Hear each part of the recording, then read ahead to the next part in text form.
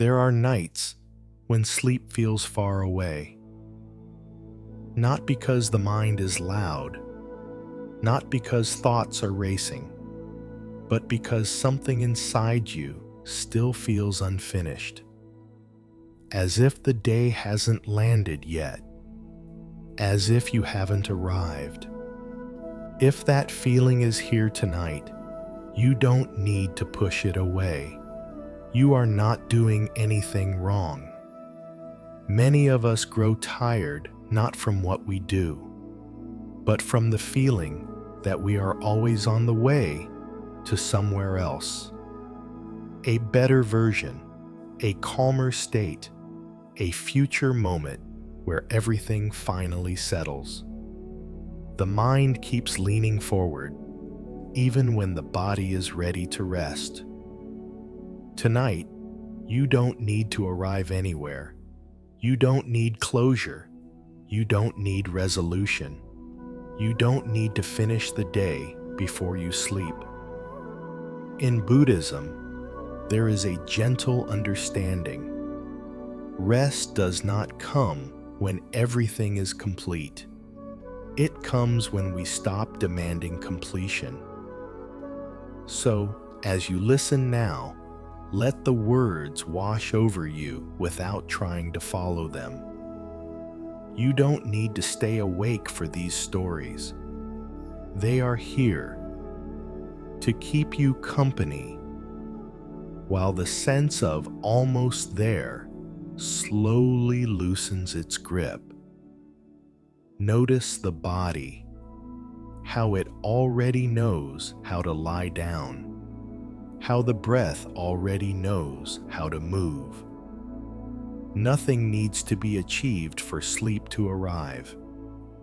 Tonight's first story is about someone who spent their life trying to reach the next stage and discovered very quietly that rest begins when the journey pauses without arriving anywhere at all.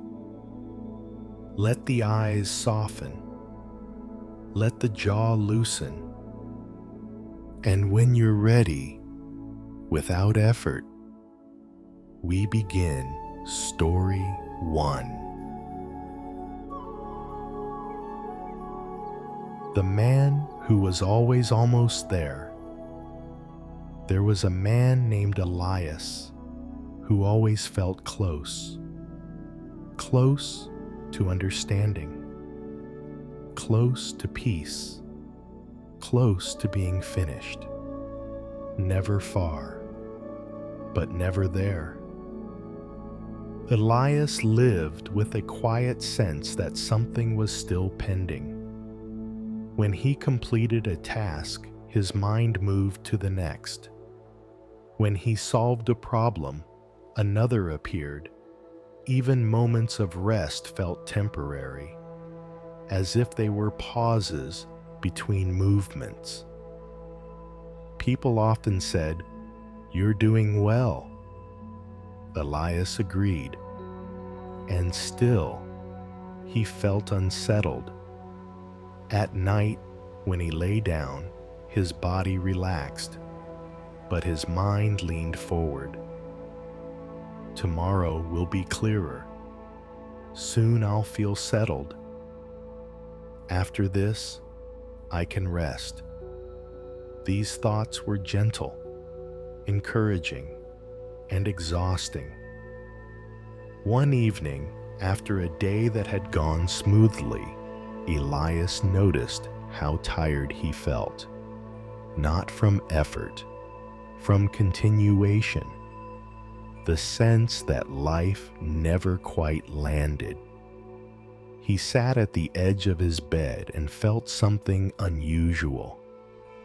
He did not want to go forward. He did not want to go back.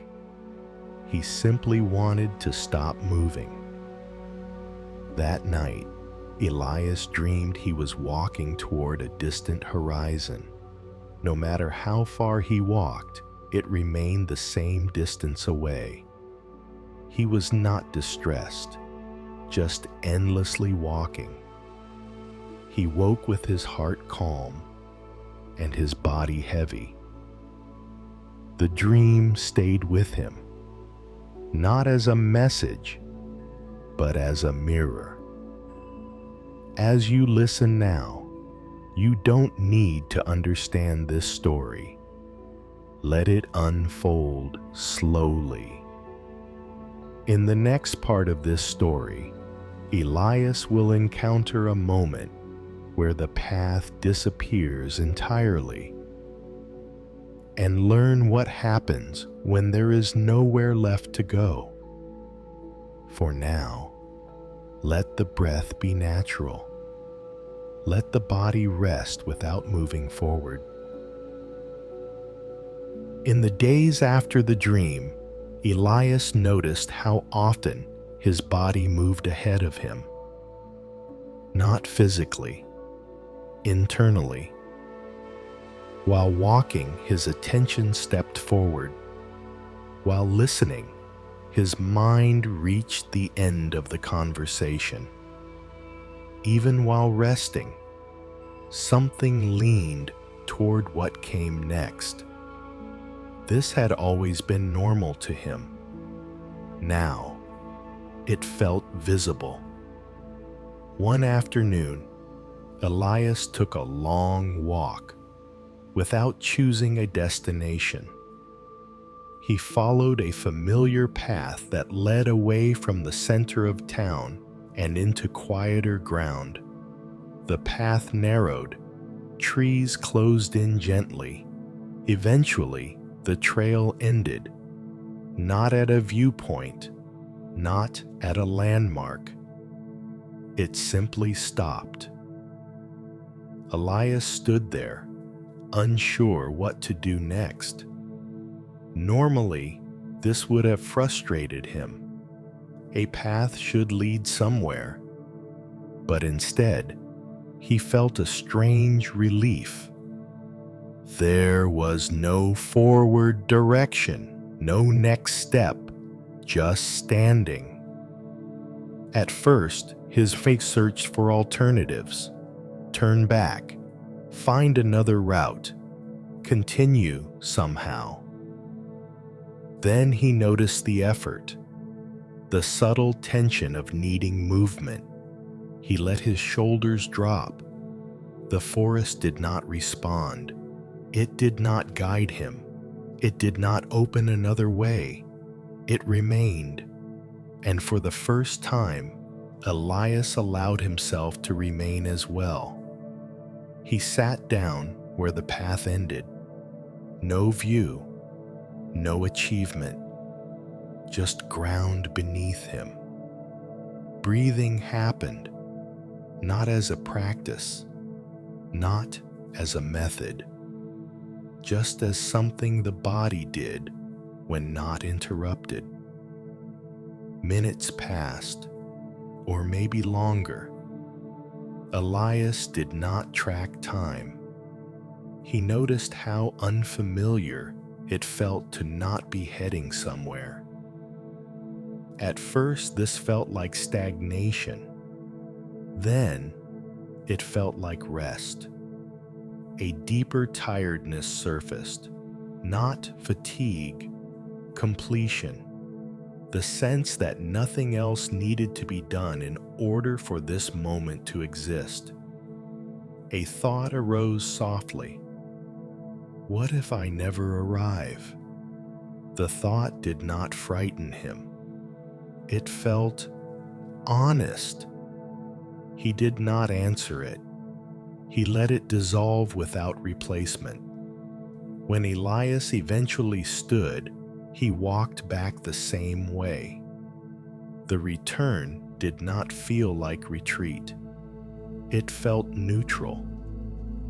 That night, when he lay down to sleep, the familiar leaning returned. Tomorrow. But something was different now. The leaning felt optional. He noticed it and allowed it to pass without following it. Sleep arrived gently. not because he was finished, but because he stopped moving. As you listen now, you may feel the same quiet pause, the sense that nothing needs to come next for rest to be allowed. In the next part of this story, Elias will discover that the habit of almost there can soften without being removed. For now, let the body be heavy. Let the breath move without destination. After that afternoon in the forest, Elias began to notice how deeply the feeling of almost there was woven into his life. It appeared in small moments. While washing his hands, his mind moved ahead to what he would do next. While eating, he planned the rest of the evening.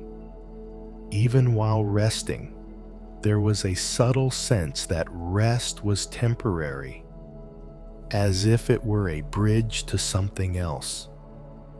Elias did not try to stop this. He simply noticed it. And in noticing, he felt how tiring it was. Not dramatic exhaustion, a quiet, constant drain, like walking on a path that never quite ends. One evening, after another ordinary day, Elias sat alone as the light slowly faded. He did not distract himself. He did not reflect. He just sat. And then a strange feeling appeared, a sense of falling behind, as if life were moving on and he was not keeping up. The feeling was subtle but persistent. Elias stayed with it. He did not reassure himself. He did not push forward. He noticed how the feeling lived in the body. A gentle pressure behind the eyes, a tightening in the chest, the urge to move. And then, without deciding to, he stopped responding to it.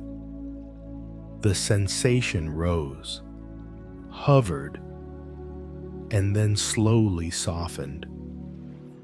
What remained was stillness.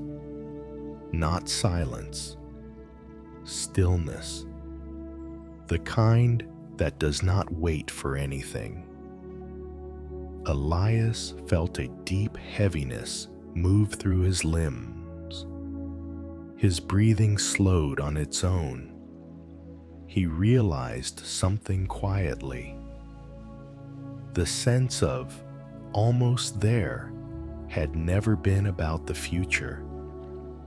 It had been about discomfort with being exactly here. Not dissatisfaction, just unfamiliarity. Being here, fully, without leaning forward, felt strange and restful. That night, Elias lay down without thinking about sleep. His body settled. The mind tried briefly to continue the journey. Then it grew tired of moving alone. Sleep came without being invited. Deep, uninterrupted. In the days that followed, Elias did not become someone new. He still planned, still moved forward when life required it. But he noticed something important.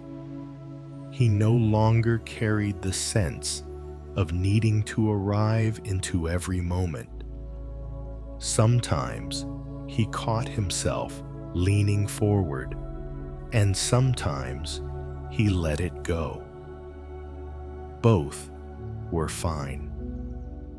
One afternoon, while standing in line, Elias felt a quiet completeness.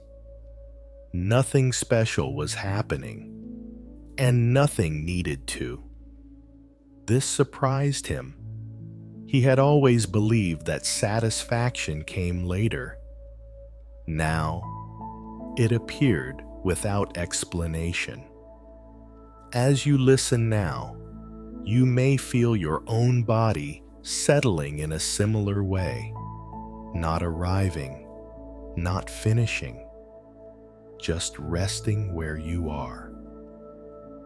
In the final part of this story, Elias will understand that life does not ask us to arrive anywhere, only to stop rushing past what is already here.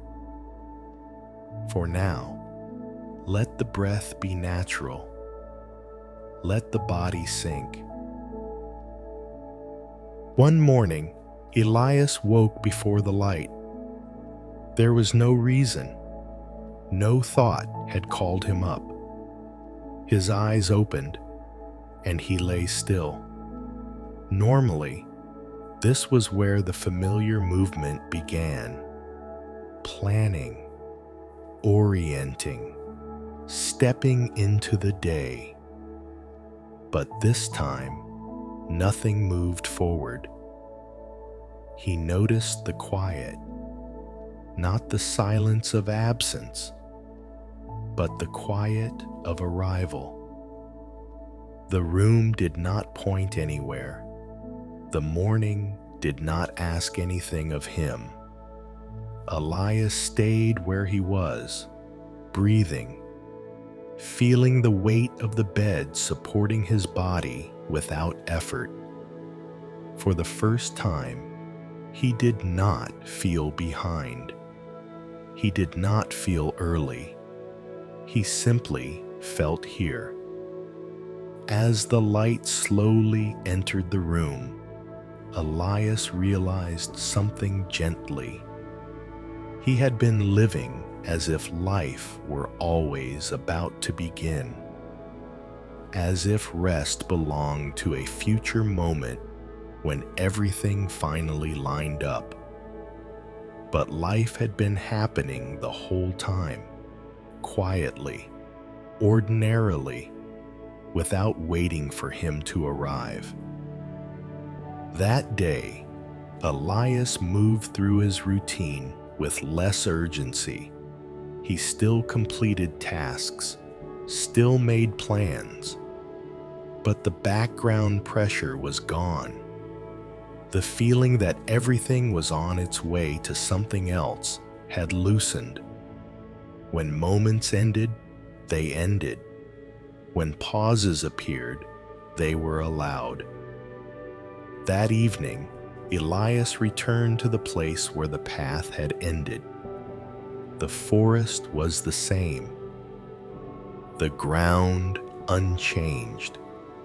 He sat down again, not expecting anything. Nothing arrived, and nothing needed to. He felt a quiet gratitude for the absence of direction, for the relief of not being carried forward. When he stood to leave, he did not mark the moment.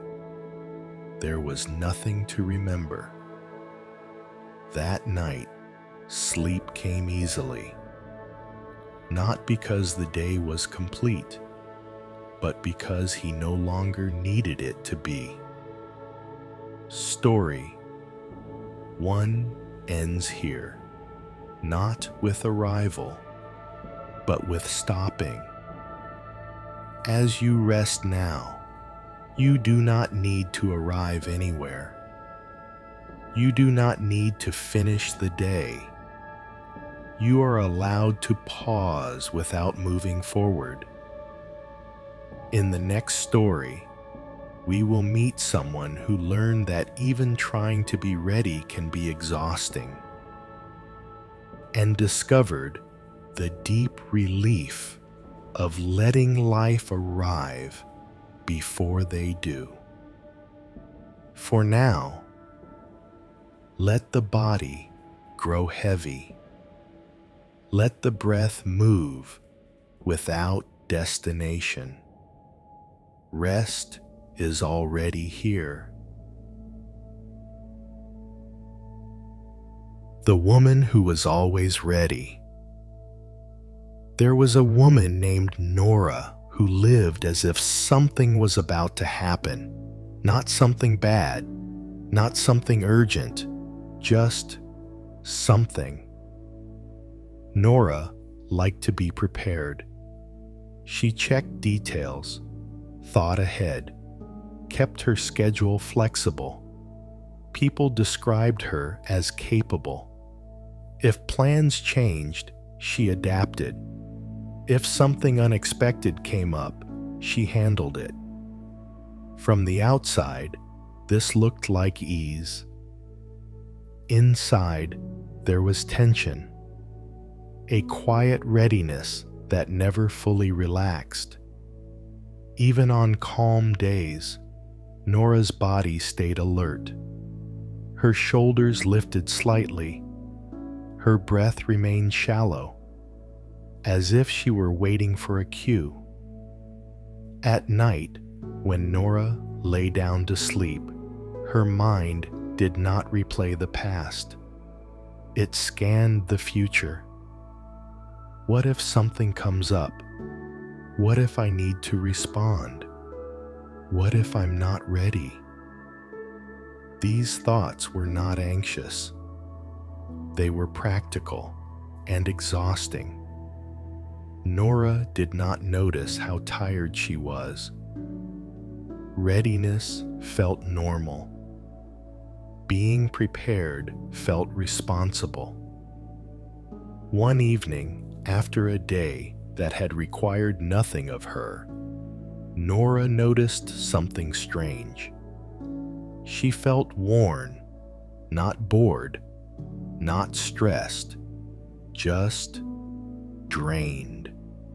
She sat on the edge of her bed and felt the readiness still active in her body, as if she were standing behind a starting line, waiting for a signal. A realization came softly. She was tired of being ready. The thought surprised her. If she wasn't ready, what would she be? The next day, Nora took a walk without a purpose. This was unusual. Even walks were usually planned. She followed a familiar route until it no longer felt familiar. The street grew quiet. The houses spaced farther apart. Eventually, she reached a small park she had passed many times without entering. Nora sat on a bench and noticed how hard it was to simply sit. Her body wanted to stay upright. Her attention searched for movement. She felt exposed, as if sitting without readiness was irresponsible. A man sat down a few benches away. Older, unhurried. He did not look around. He did not check anything. He simply sat. Nora watched him longer than she meant to. There was no readiness in him, no anticipation, and yet nothing seemed wrong. After a while, the man spoke. "You look tired," he said gently. Nora laughed softly. "I'm fine," she replied. The man smiled. "That's not what I meant," he said. Nora felt something soften. "I'm always prepared," she said. "I don't know how to turn that off." The man nodded. "Readiness has a cost," he said. It keeps the body from ever arriving. Nora felt those words in her chest. Arriving. She could not remember the last time she felt that. They sat quietly. The park did not change. No event arrived. And slowly, Nora noticed her shoulders drop. Just a little. As you listen now, you may recognize this tiredness. The tiredness of always being ready. For now, you do not need to stop. Just notice how the body feels when nothing is expected. In the next part of this story, Nora will learn what happens when readiness is set down for just one evening, and how deeply the body responds. For now, let the breath move naturally. Let the body be supported. That evening, Nora returned home with the man's words resting quietly inside her. Readiness has a cost. She noticed it immediately when she closed the door. Her body did not soften. It stayed alert, as if home were only a temporary stop before something else began. She set her bag down and stood still for a moment. Normally, she would move right away, change clothes, check messages, prepare for tomorrow. Instead, she noticed the urge, the forward pull, the subtle instruction to stay prepared. Nora sat on the couch without adjusting herself. Her back stayed straight. Her legs remained tense. Readiness, she realized, was not just mental. It lived in the muscles, in the breath, in the way her body never fully leaned back into support. She placed her hands on her thighs and allowed them to rest there. At first, nothing happened. Then, discomfort arose, a strange vulnerability. If I relax, what will I miss? The thought passed without an answer. Nora noticed how her breath began to deepen when she did not correct it. In, out. The body responded before the mind agreed. That night, when she lay down to sleep, the familiar readiness returned. Her ears stayed open, her attention scanned. Normally, this felt responsible. Tonight, it felt heavy. Nora remembered the park, the stillness, the man who was not ready for anything at all, and yet nothing had gone wrong. She decided to try something small. She told herself, "Nothing needs me tonight." The sentence felt unsafe. Her body reacted immediately. The readiness surged. What if something happens? What if I need to respond? Nora did not argue. She repeated the sentence quietly. "Nothing needs me tonight." Her breath caught, then slowly released. The muscles in her shoulders softened slightly. Not fully. Enough. Sleep did not come right away, but the struggle eased. She drifted in and out, noticing each return to wakefulness without responding to it. Each time she woke, she felt the same thing. Nothing was required. Morning arrived gently. Nora woke without the usual sense of bracing for the day.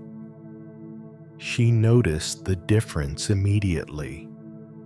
Her body felt heavier, not sluggish, supported. During the day, she became curious. How often was she ready when nothing was happening? She noticed it while standing in line, while waiting for an email, while sitting quietly. Readiness appeared like a reflex. She did not stop it. She simply saw it, and sometimes she let it soften. That evening, Nora returned to the park. The bench was empty. She sat and allowed herself to lean back. The sky moved slowly overhead. Nothing arrived. And in that absence, her body settled. She felt a tiredness she had not felt before. Not the exhaustion of effort, the tiredness of finally being allowed to rest. As you listen now, you may feel a similar softening, the sense that you do not need to be ready. You do not need to be prepared for sleep. Sleep will arrive when the body no longer stands on guard. In the next part of this story, Nora will face a moment where readiness usually takes over, and discover that life does not require constant preparation to unfold. For now, let the breath move freely. Let the body be heavy. Nothing is about to happen. Rest is already here. A few days later, Nora found herself in a familiar situation. Plans changed suddenly. A message arrived with new instructions. Normally, this was where her readiness would take control. She would adjust immediately, rearrange the day, stay one step ahead. She felt the reflex rise. The body tightened. The breath shortened. Readiness stepped forward before thought. And then she noticed it. Not to stop it, just to see it. She paused with the phone in her hand. Nothing bad happened. The moment waited. Nora felt the tension moving through her body. The readiness was not asking to act. It was asking to exist. She let it be there without following it. The sensation grew, hovered, then slowly changed. It did not disappear. It softened. Nora responded only when the response was actually needed. Not early, not late. The situation resolved, and something inside her did not tighten afterward. That surprised her. In the past, even after handling things well, her body stayed alert. Now, it settled. That evening, Nora noticed how tired she felt, but it was not the old tiredness. It was clean, like the tiredness after setting something down. At home, she moved slowly. She did not prepare the evening. She let it unfold. When she lay down to sleep, she noticed readiness appear again. It always did. But now, it felt less convincing, like a habit that had lost its purpose. She rested anyway.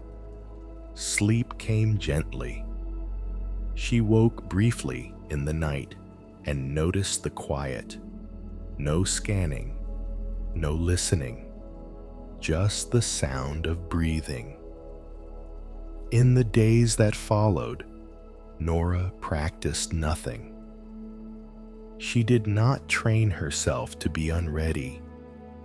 She simply allowed moments to arrive before she responded. Sometimes readiness took over. Sometimes it didn't. Either way, she felt less drained. She realized something important. Readiness had not been about caring. It had been about fear of being caught unprepared, and that fear had lived in the body long after danger was gone. Now, the body was learning it was safe to rest. One afternoon, sitting quietly, Nora felt something unfamiliar. She felt available, not ready, not guarded, available. The difference was subtle and profound. Availability did not tense the body, it opened it. As you listen now, you may feel the same shift from readiness to openness. You do not need to prepare for sleep. You can simply be available to it.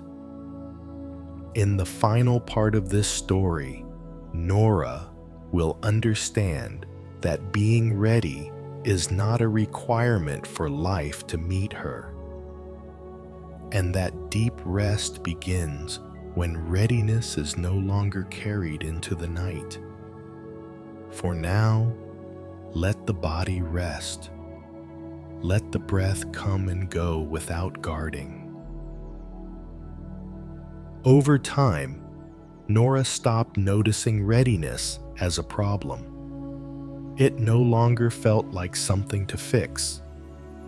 It became something to recognize and gently set aside.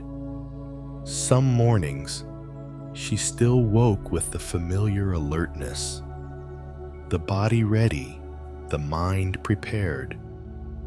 And now, she greeted it kindly, not pushing it away, not feeding it, just letting it stand down on its own.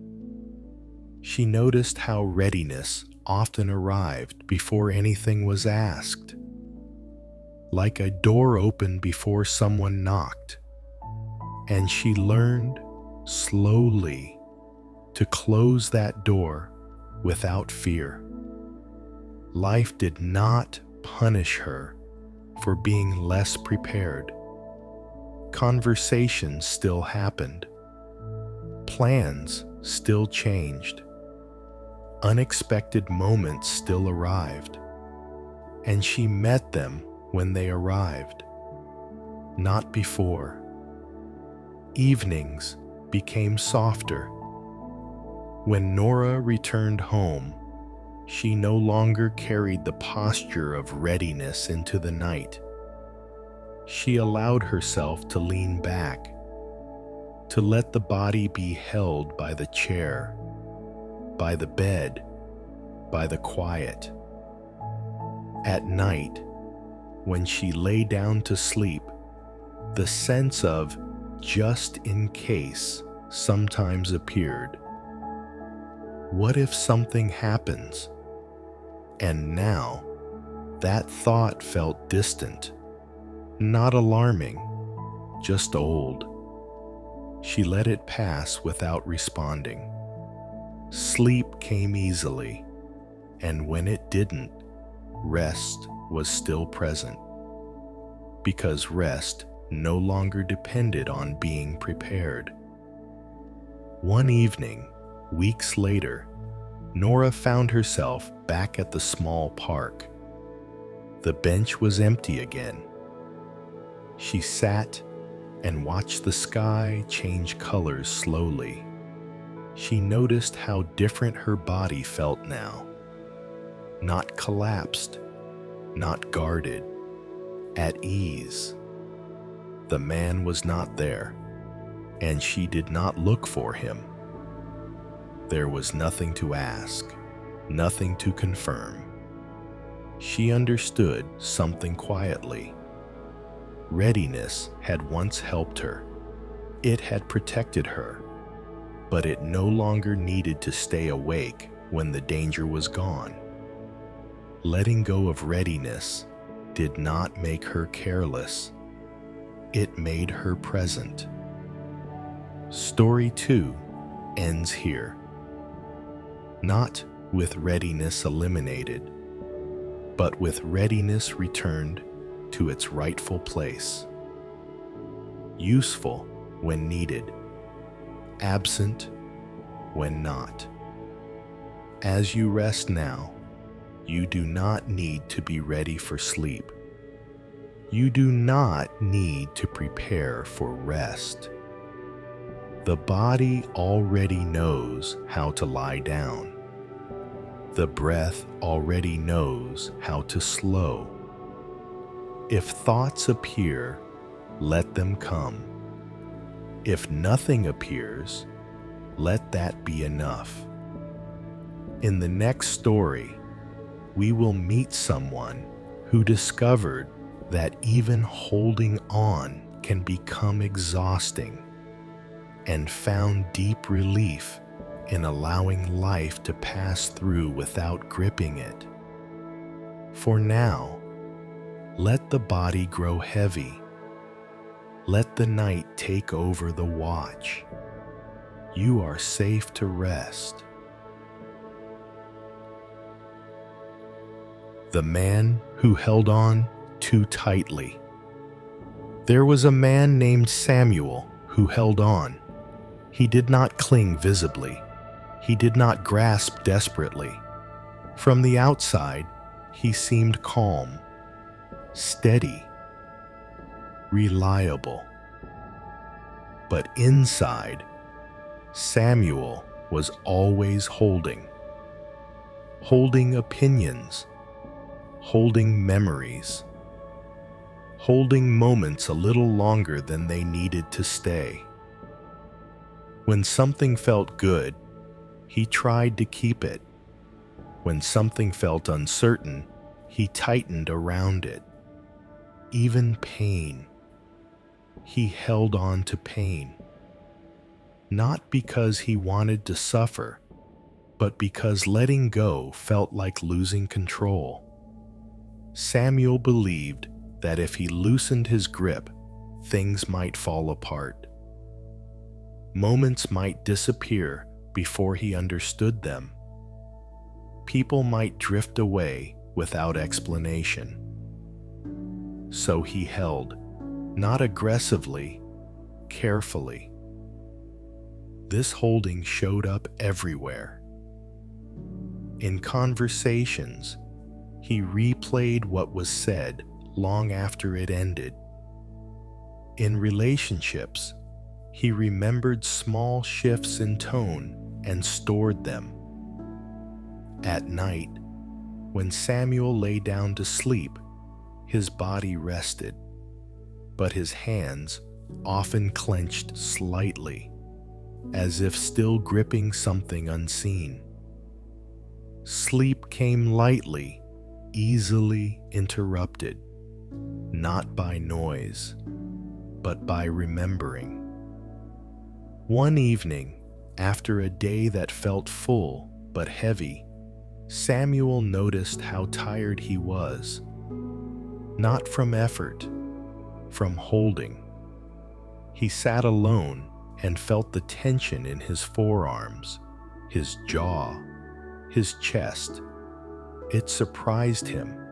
He had not been lifting anything, and yet he felt as if he had been carrying weight all day. A quiet question arose. What would happen if I let this go?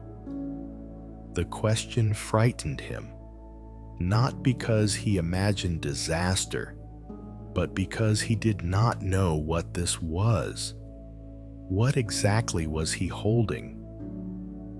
The next day, Samuel took a walk near a slow-moving stream. The water moved gently, curling around stones without resistance. Leaves floated past.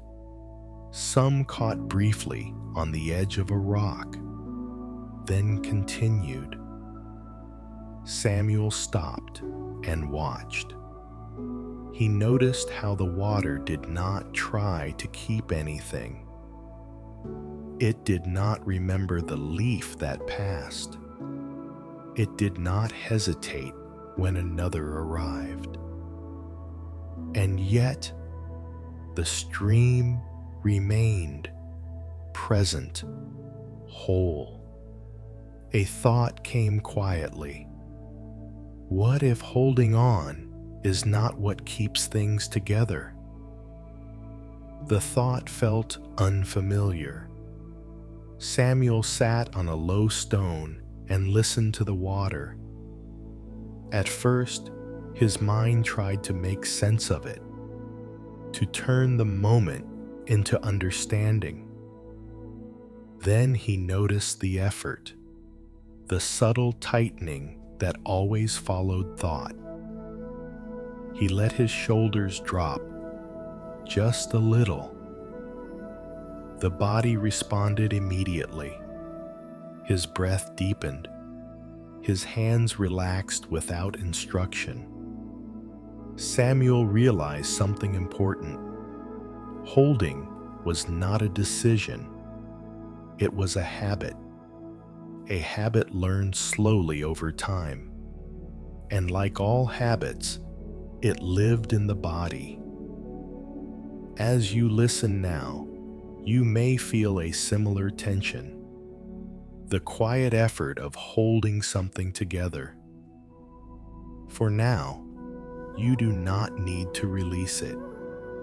Just notice where the body is gripping. In the next part of this story, Samuel will experiment with loosening his grip in one small moment and discover that nothing essential is lost when holding ends. For now, let the breath move naturally. Let the body be supported.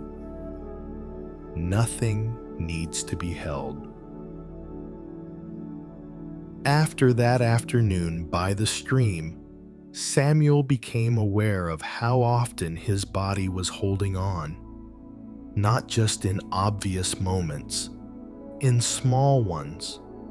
While standing in line, his jaw tightened. While listening to someone speak, his hands pressed together lightly. While lying in bed, his fingers curled inward as if gripping the edge of the day.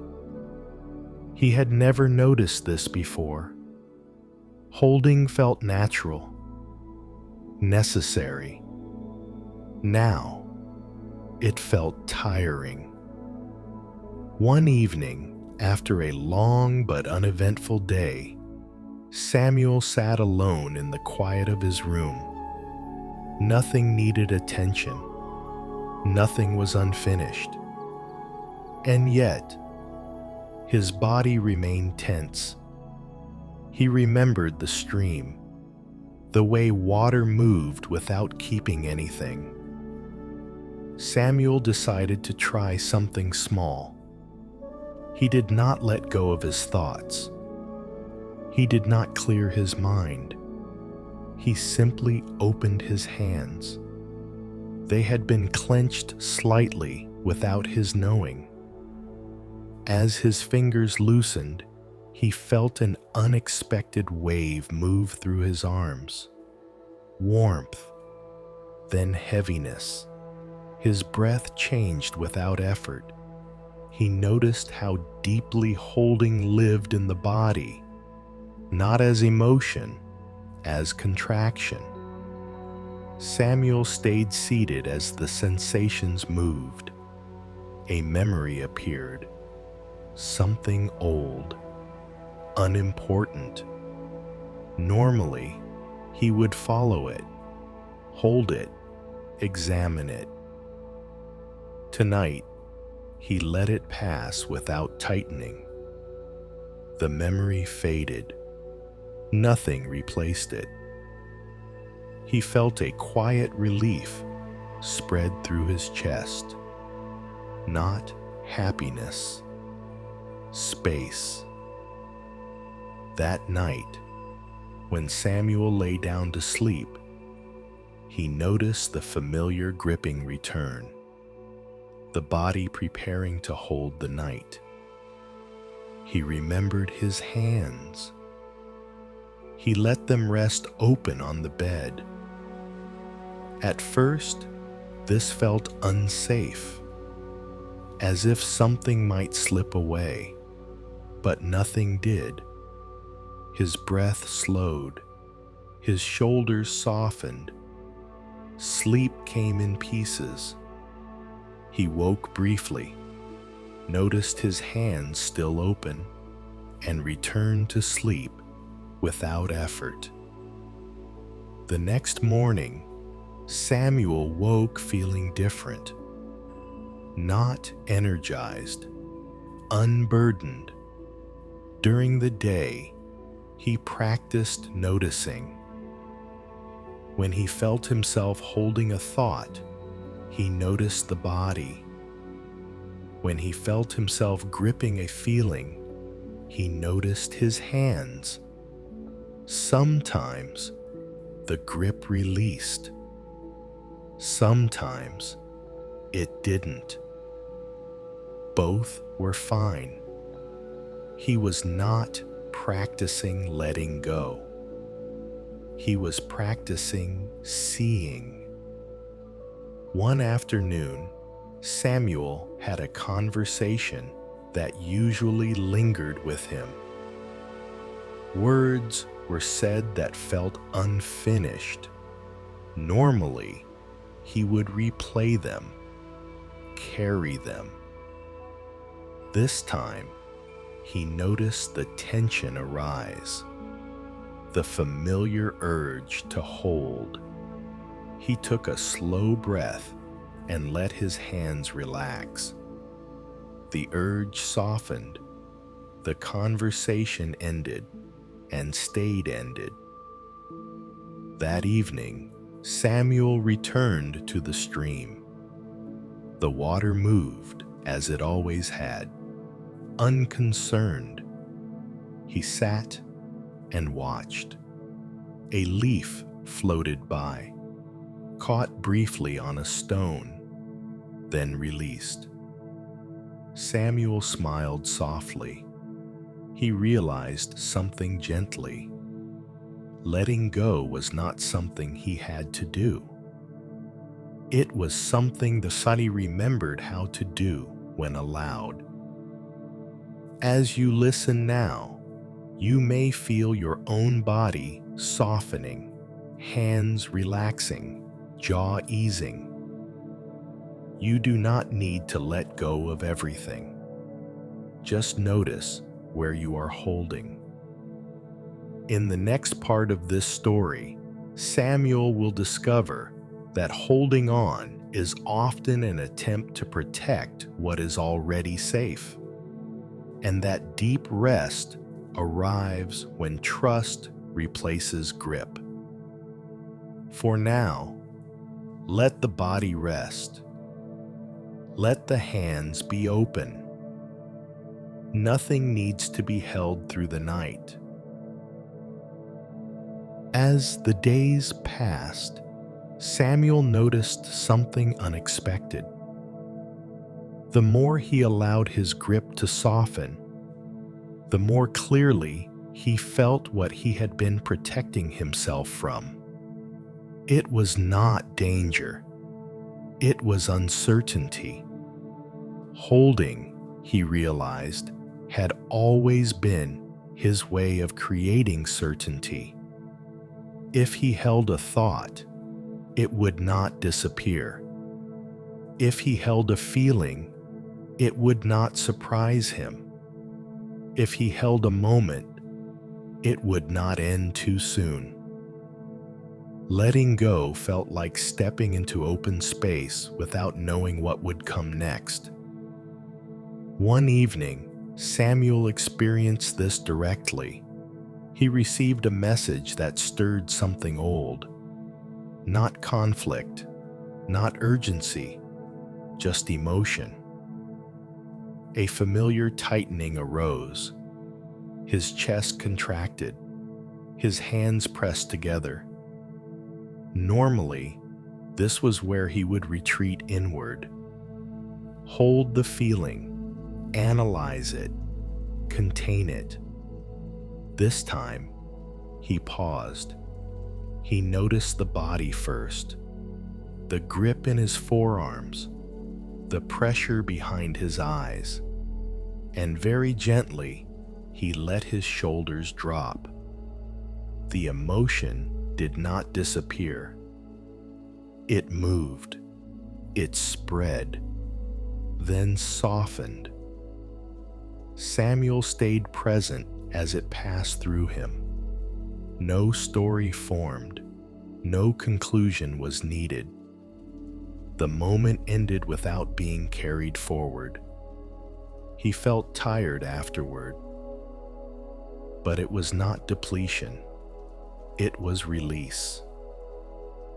That night, sleep came easily, not deeply, but peacefully. Samuel woke once, noticed his hands open on the bed, and smiled faintly. In the following days, he began to sense when holding would usually appear, before speaking, before responding, before remembering. And sometimes, he allowed the moment to move first. Life responded differently, not dramatically, just more simply. Conversations ended without residue. Feelings passed without being archived. Even silence felt lighter. One afternoon, Samuel found himself back by the stream again. The water moved slowly. He noticed how much he trusted it now. Not because he understood it, but because he no longer expected it to behave a certain way. He realized then that holding had never truly protected him. It had only delayed movement, delayed rest. Trust, he saw now, was not believing that everything would be fine. It was allowing things to move without interference. As dusk approached, Samuel stood and walked home.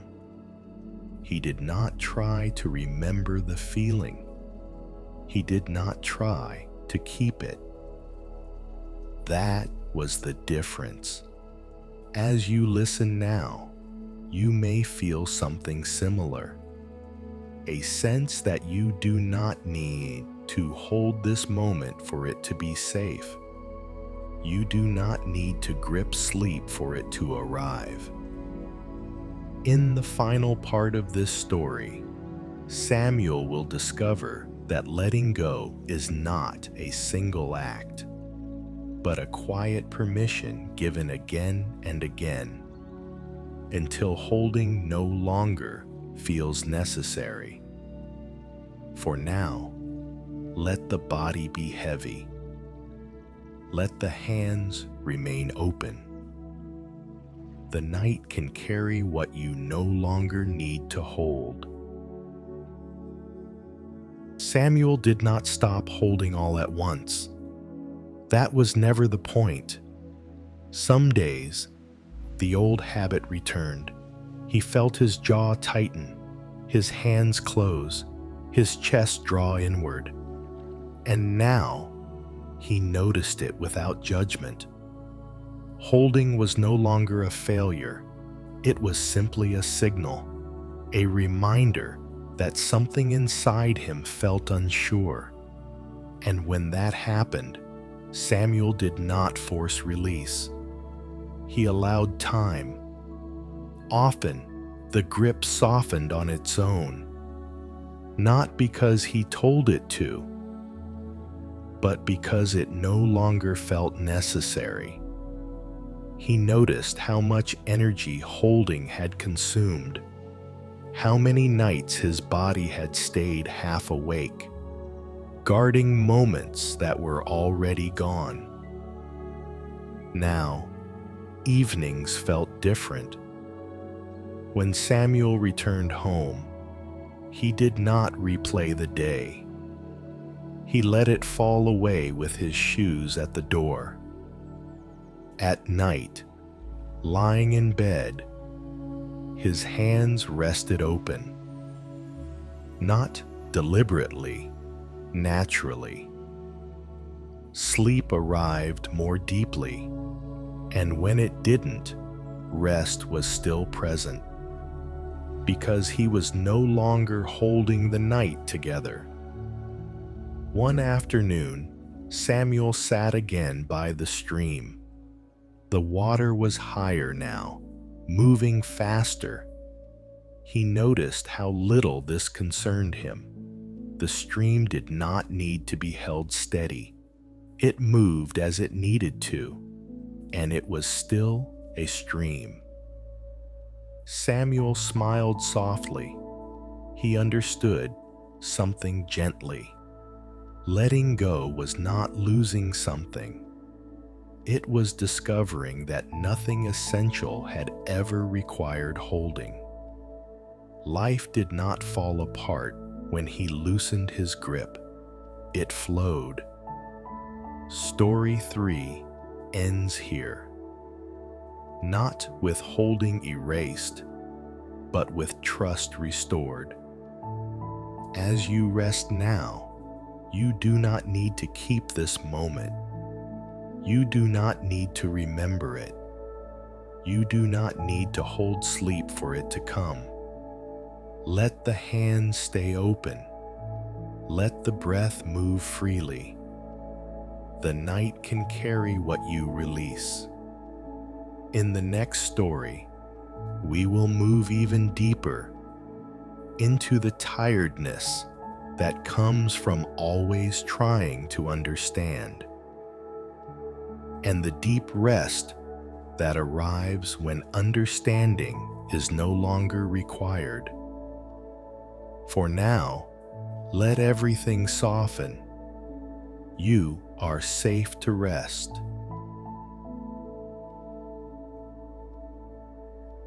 The woman who needed to understand. There was a woman named Elin who needed things to make sense. Not perfectly, not immediately, but eventually.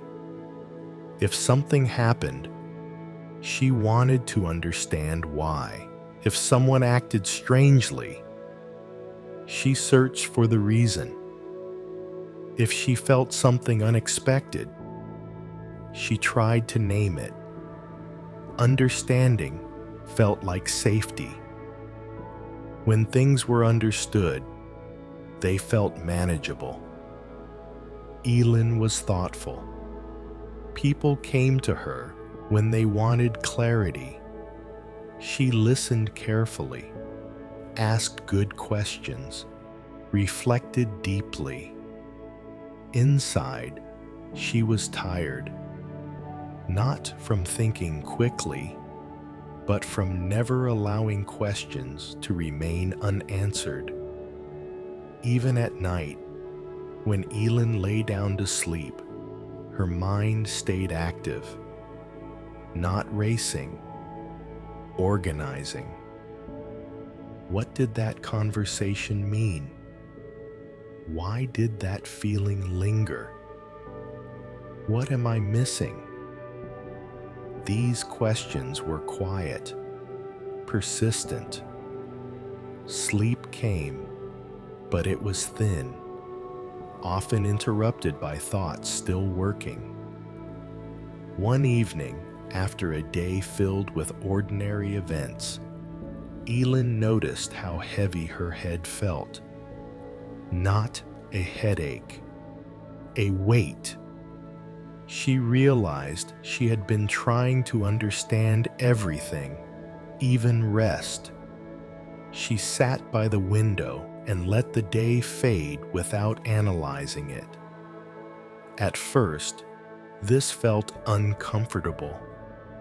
Moments passed without explanation. Her mind reached for interpretation. She noticed the effort.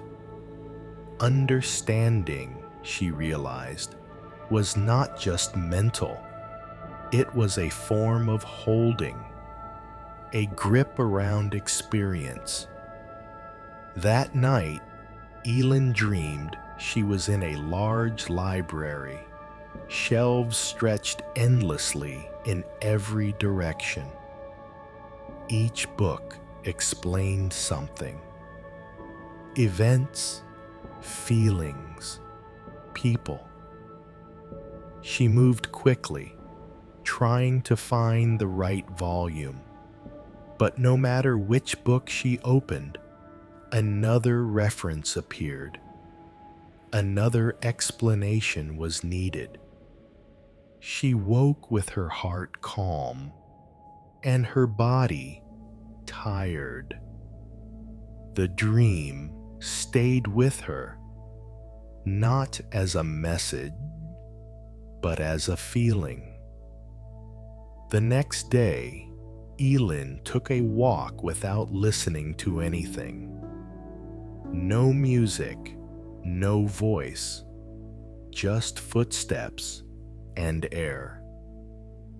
At first, her mind tried to narrate the walk, noted the weather, labeled sensations. Then gradually, the narration slowed. Not because she stopped it, but because nothing responded. The world did not explain itself, and nothing was wrong. Elin felt a strange relief, as if she had been released from a quiet responsibility, the responsibility to understand. As you listen now, you may recognize this tiredness, the tiredness of always needing to know. For now, you do not need to stop understanding. Just notice how much energy it takes to keep asking. In the next part of this story, Elin will encounter a moment that refuses to be explained and discover the deep rest that appears when understanding is no longer required. For now, let the breath move naturally. Let the body be supported. Not everything needs to make sense tonight. In the days that followed the dream, Elin noticed how often her mind reached for explanation. Not urgently, automatically. A sound outside. She identified it. A pause in a conversation. She interpreted it. A feeling in her chest. She searched for its origin. Understanding arrived quickly, and with it, a quiet tiredness.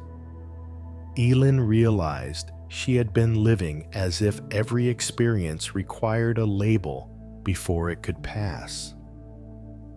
If she understood it, she could move on. If she did not, something remained unfinished.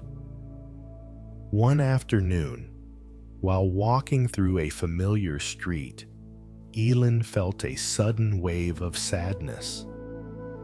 There was no clear reason.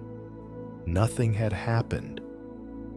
Her mind reacted immediately. Why now? What is this connected to? What does it mean? The questions stacked gently, one after another. Elin stopped walking. She stood still and noticed the sadness directly, not the story. The sensation, a heaviness behind the eyes, a soft ache in the chest. She waited for understanding to arrive. It didn't. The sadness remained, quiet, unexplained. Elin felt uneasy. Without explanation, the feeling felt exposed, as if it might grow without control. She stayed with it anyway, breathing, not analyzing. The sadness shifted, not disappeared. Shifted. It became warmth, then tiredness, then something neutral. When Elin began walking again, she felt surprised. The feeling had moved on without being understood. That evening, Elin sat at home with a notebook in front of her.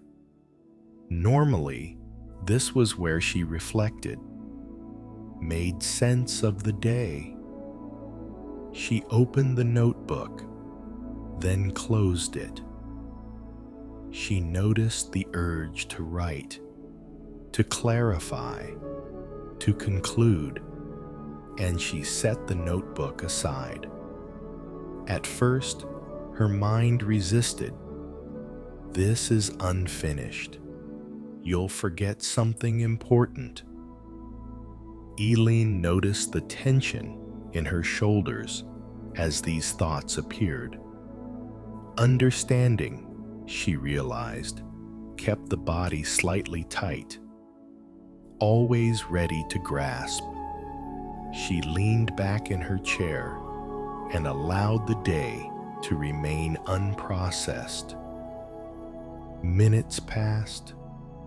Nothing collapsed. Her breath slowed. Her body softened. That night, when Elin lay down to sleep, the familiar questioning returned. Why did that sadness come? What does it say about me? She noticed the questions and did not answer. At first, this felt irresponsible, as if she were ignoring something vital. But the questions did not insist. They hovered, then faded. Sleep came gently, deeper than usual. She woke once in the night and noticed how quiet her mind felt. No loose ends, no pressure to conclude, just rest. In the morning, Elin felt something unfamiliar. Clarity, without explanation, not understanding, ease. During the day, she began to experiment. When a thought asked why, she waited. Sometimes an answer came. Sometimes it didn't. And when it didn't, nothing bad happened. life continued. Feelings rose and fell. Moments came and went, without commentary. Elin noticed how much energy this saved. Not understanding everything felt like setting down a heavy book she had been carrying for years. As you listen now, you may feel the same relief. You do not need to solve this moment. You do not need to name what you feel. In the next part of this story, Elin will face a situation that once demanded explanation and discover that peace does not wait for understanding. For now, let the body be heavy. Let the breath move without meaning. Nothing needs to be figured out before sleep arrives. A few evenings later, Elin found herself in a familiar situation. Someone she cared about spoke in a way that felt distant. The words were polite. Nothing was wrong. And yet, something felt different. In the past, this moment would have followed her home. She would replay the tone, analyze the pause, search for meaning hidden between sentences. Understanding would become urgent. This time, she felt the old impulse rise and noticed it. Her body leaned forward. Her chest tightened. The mind prepared to work. Elin paused, not to stop herself, just to feel. The feeling was there again. That soft unease that asked to be explained. She did not answer it. She let the feeling exist without a name. The moment passed. Later that night, lying in bed, Elin noticed how different this felt. There was no loop, no unresolved thread pulling at her attention. The mind waited briefly for explanation, and then grew quiet. Sleep came easily, not because she understood the interaction, but because she did not carry it. The next day, Elin realized something quietly. Understanding had once been how she stayed connected. If she understood people, she felt close. If she understood herself, she felt safe. Letting go of understanding felt like stepping into distance. And yet, distance did not appear. Connection remained. Without analysis. That afternoon, Elin met a friend for tea. They spoke slowly, not deeply, just comfortably. At one point, a silence appeared. In the past, Elin would have filled it, wondered what it meant. Now, she let it stay. The silence did not grow awkward. It softened. The conversation continued on its own. Elin felt a warmth she could not explain, and for the first time, she did not try to. She noticed how much energy had been spent making sense of things that did not require sense. Understanding, she saw now, was useful, but not always necessary. Sometimes, it was simply habit. A habit that kept the mind busy when it could be resting. That night, As Elin prepared for bed, she noticed her body felt heavier, not tired, settled. She lay down without thinking about the day. Thoughts appeared and passed. Questions arose and dissolved. No answers followed, and nothing was missing.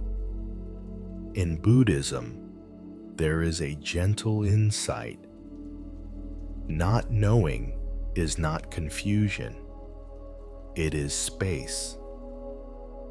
As you listen now, you may feel that space. The space where questions do not need answers, where feelings do not need explanation.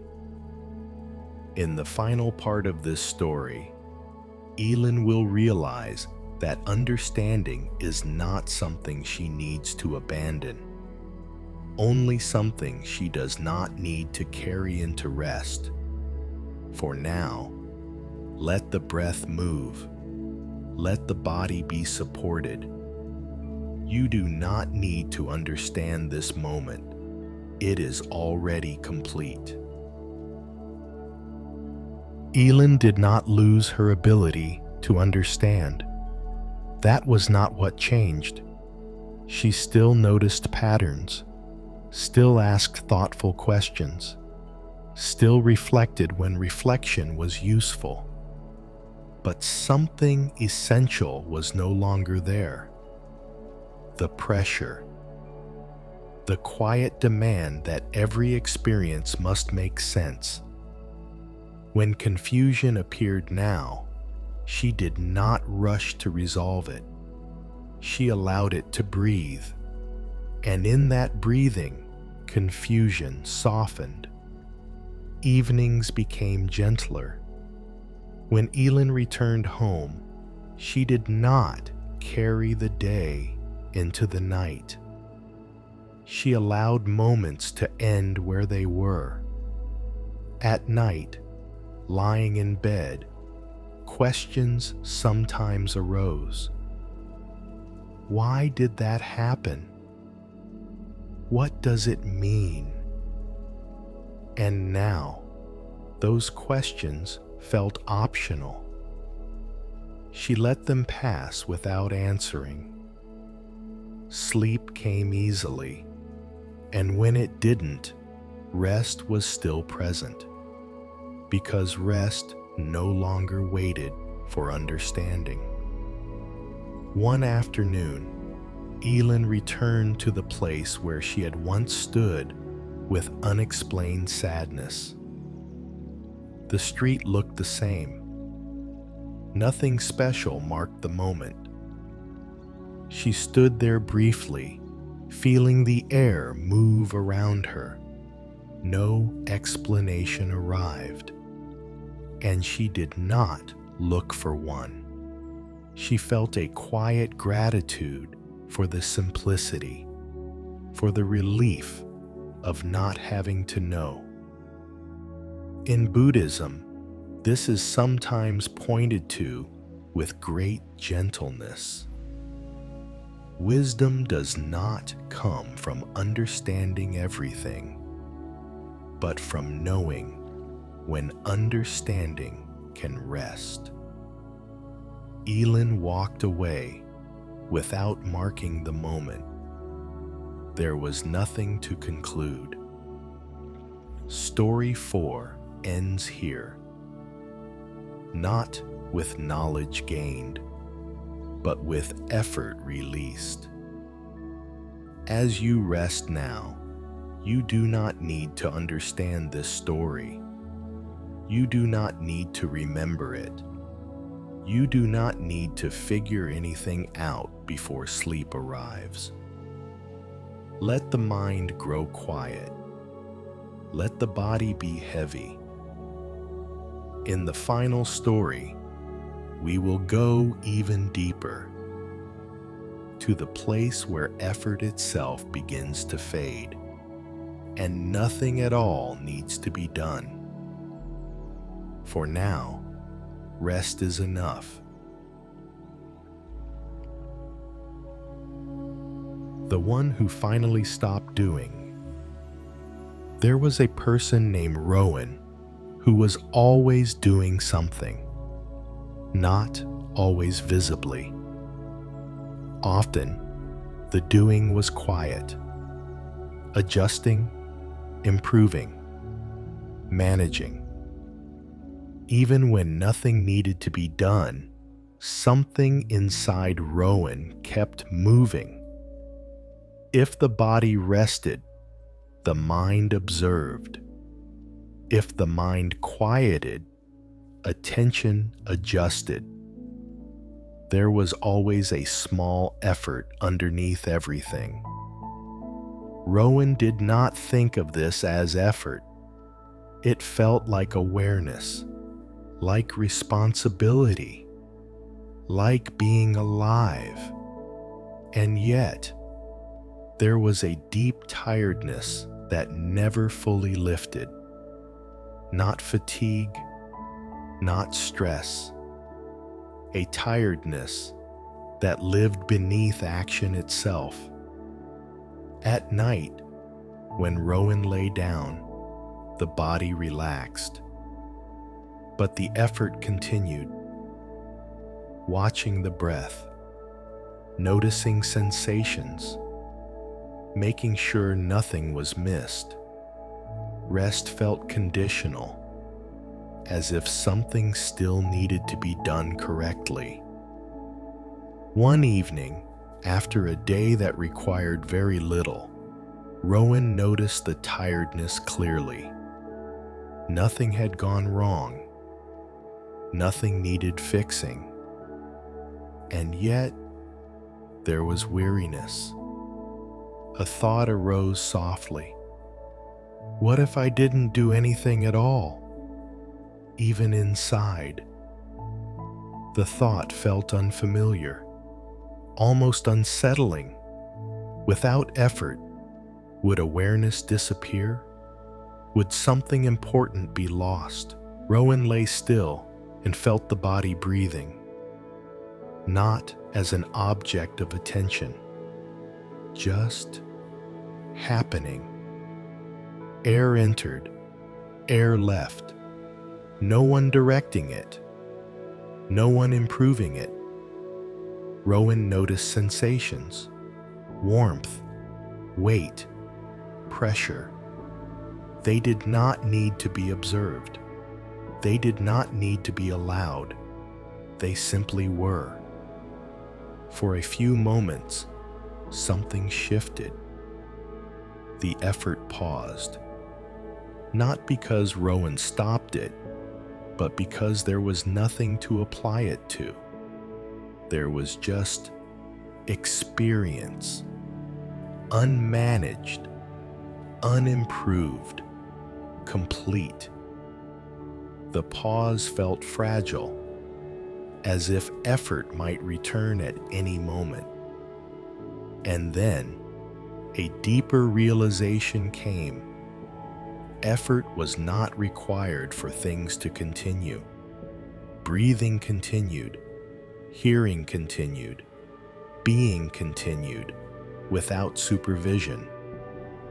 In Buddhism, this is sometimes pointed to very quietly. When doing stops, life does not stop. It rests.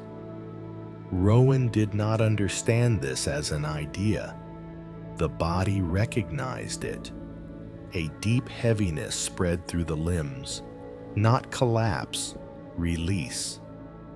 The sense of "I should be doing something" grew faint, like a sound moving farther away. Then effort returned briefly, checking. Am I still here? Is this okay? Rowan did not answer. The questions faded on their own. Sleep arrived without transition. No drifting, no entering, just the absence of doing. As you listen now, you may feel the same invitation. You do not need to relax correctly. You do not need to observe your breath. You do not need to let go. Even letting go is a kind of doing.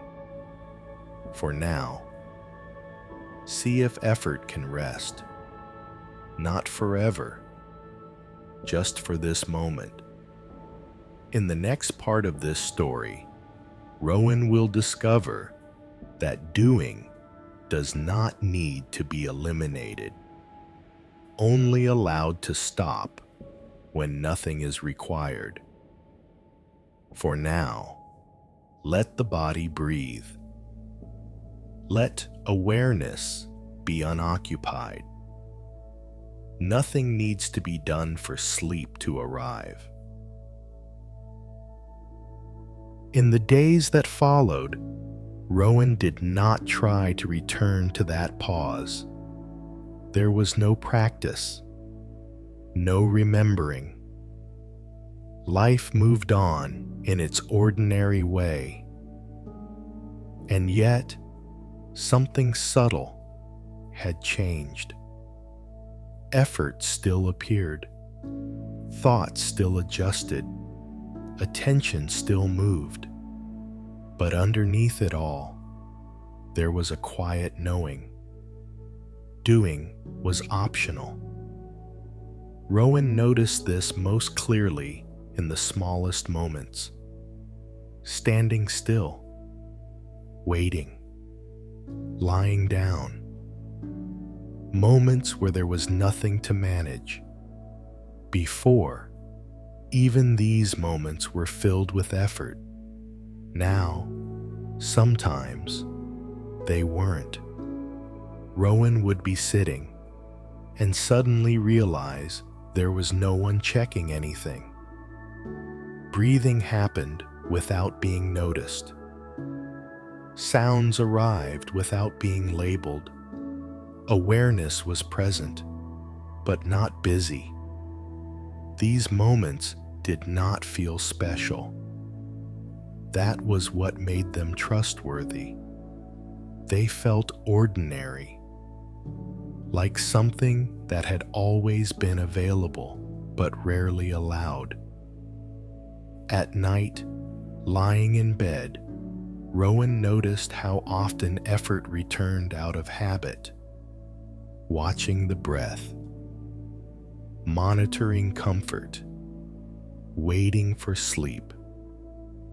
And sometimes, the effort simply stopped. Not because Rowan decided, because there was no reason for it to continue. In those moments, sleep came easily, and when it didn't, rest was still there, because rest no longer depended on doing something right. Rowan began to see something clearly. Effort had never been wrong. It had just stayed awake long after it was needed, like a guard who never heard that the shift was over. One evening, as Rowan lay quietly, a thought appeared. What if this is enough? The thought did not demand an answer. It dissolved as soon as it arrived. What remained was not blank. It was simple. The body breathing, the bed supporting, the night holding everything. No improvement required. No adjustment needed. In Buddhism, this is sometimes described in the simplest way possible. Nothing extra. Rowan did not stay here continuously. Doing returned. Effort resumed. But now it returned more lightly, less convinced of its own necessity. As you listen now, you may feel the same thing. Moments where effort pauses on its own. moments where nothing needs to be guided. You do not need to create these moments. You cannot force them. They appear when effort grows tired of holding itself together. In the final part of this story, there will be almost nothing left. No insight, no conclusion, just a quiet closing, where even the idea of rest is no longer required. For now, let the body lie exactly as it is. Let awareness have nothing to do. Sleep does not need your help. There was no final moment when Rowan stopped doing. No clear line was crossed. No announcement was made. Doing simply lost its urgency. Some evenings, effort still appeared. The mind adjusted, attention checked, the body responded, and sometimes nothing followed. No correction, no management, just experience unfolding on its own. Rowan noticed how natural this felt, as if effort had never been the source of life, only a layer placed on top of it. At night, lying in bed, Rowan no longer tried to rest. Rest happened. Breathing moved. Weight settled. Thoughts came and went. No one followed them. No one needed to. Sleep arrived without being entered, and when wakefulness remained, it was quiet, unbothered. There was no sense of, I should be asleep. No effort to change the state, just being. Rowan understood something gently. Doing had never been wrong. It had simply overstayed, and when it was no longer needed, it knew how to leave. Story 5 ends here. Not with effort defeated, but with effort allowed to rest. You don't need to listen anymore. Let the sound of the voice become distant, like something happening far away. The body already knows how to lie here, supported, held. Breathing continues without instruction, in and out. You don't need to relax. You don't need to let go. Even those are forms of doing. If thoughts appear, let them drift. If nothing appears, that's fine too. There is nothing you need to finish tonight. Nothing left undone that matters right now. The night is capable of holding everything without your help. Sleep will come when effort steps aside, and if it has already come, there is nothing to change. Good night.